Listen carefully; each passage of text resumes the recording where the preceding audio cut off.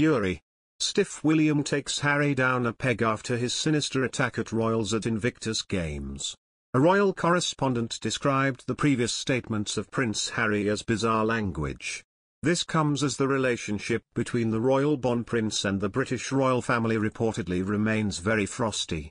The Mirror noted that the assertions were from its own correspondent, Russel Myers, who recently engaged with Australian TV.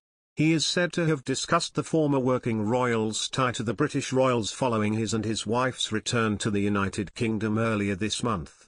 The royal expert recalled that the Duke of Sussex gave an interview to NBC Today at the Invictus Games. As reported, he deemed it all bizarre language, adding that he was there to protect the Queen and these things are not going down too well.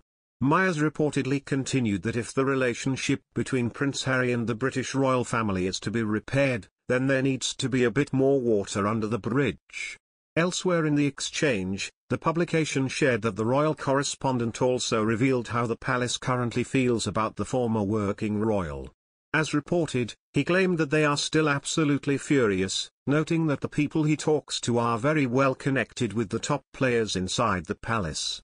The publication later quoted its correspondent, saying, "You can't go on international television interview with Oprah Winfrey, complaining about your treatment with the family and then wanting to sit down with them when you're still giving interviews."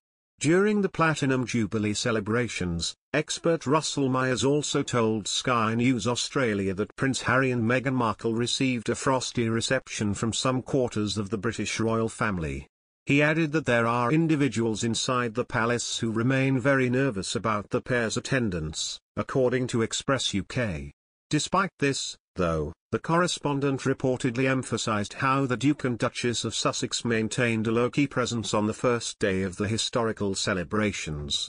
He was quoted as saying, "They promised the Queen that they would not upstage her." The publication explained that the former working royals stayed in the background for much of the Trooping the Colour, which took place on June 2. Prince Harry and Meghan Markle appeared to have stayed under the radar during the entire celebrations. A week after the days-long event, Royal Ears hosts Christine Ross and Christina Garibaldi even discussed the matter during an episode of their podcast, according to a separate report from Express UK. They reportedly believe that the Duke and Duchess of Sussex chose to take a back seat and allowed Queen Elizabeth II to shine. As added, the pair did not make themselves the headline during the celebrations. Prince William is still deeply upset about how his relationship with Prince Harry has deteriorated and feels let down, a friend has said. The Duke of Cambridge, 40, reportedly spent no private time with the Duke of Sussex, 37, when he returned to the UK for the Platinum Jubilee bank holiday weekend. They were both in attendance at the televised service for Thanksgiving at St Paul's Cathedral.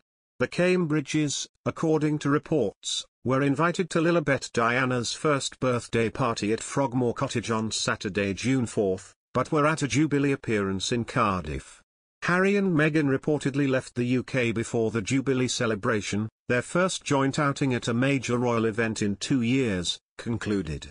However, a friend of William spoke about the rift with the Sunday Times. They said, "He's still deeply upset about it and feels let down, but he's moved on." Kensington Palace declined to comment. On Saturday, a report emerged in the Sun newspaper claiming Harry and Meghan had a brief and formal meeting with the Queen, 96, on their return to Britain. It suggested the Sussexes spent 15 minutes with the monarch. A source told the paper, "It was a quick in and out job. It was all quite formal and out job."